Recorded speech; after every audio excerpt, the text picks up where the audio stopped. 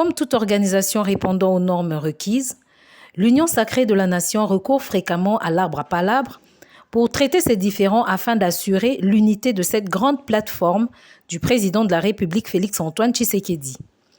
Vendredi 31 mai, cette approche a été respectée lors d'une réunion ayant mis ensemble le présidium et les chefs des regroupements politiques. Des questions essentielles liées à l'actualité de l'heure, telles que la publication et l'installation du gouvernement, ont été abordées avec dextérité par le maître de séance et coordonnateur de la majorité parlementaire, le secrétaire général Augustin Kabouya. Dans le fond, tout s'est passé dans la convivialité, de telle façon qu'il est permis de croire que les jours à venir seront encore meilleurs pour l'union sacrée de la nation.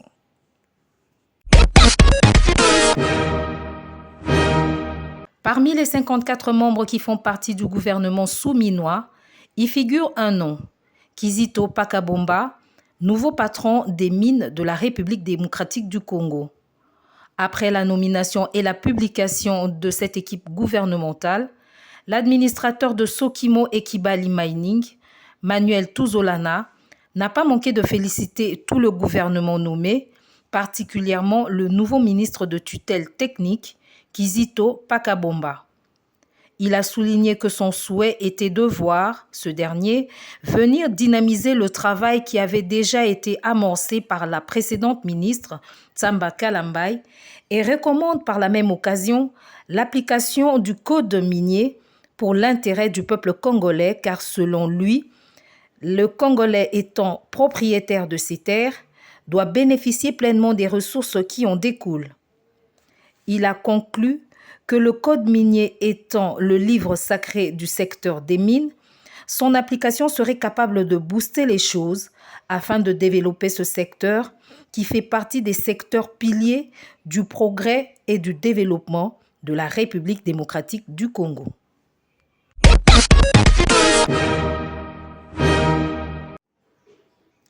À Kinshasa, capitale de la République démocratique du Congo, l'insalubrité est devenue monnaie courante dans différentes communes.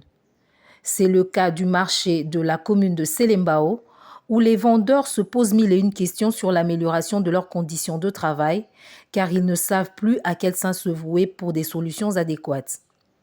Ce marché, l'un des marchés les plus fréquentés de la capitale, ressemble du jour au jour à une décharge publique, dégageant ainsi une odeur nauséabonde.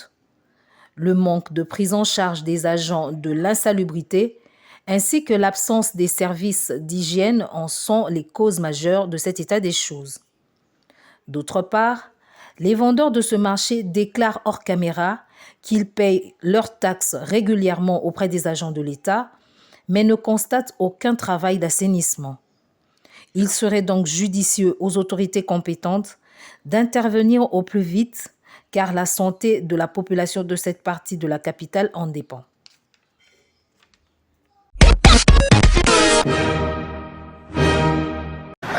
C'est avec une note de satisfaction que le président de l'entente urbaine de football de Kinshasa, Kilimani, a clôturé le tout dernier championnat de son entité.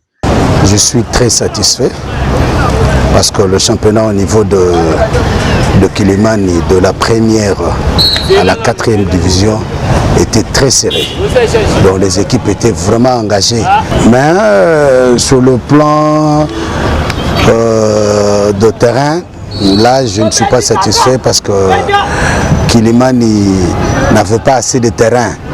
Il n'y avait que 3 terrains officiels, mais d'une manière générale,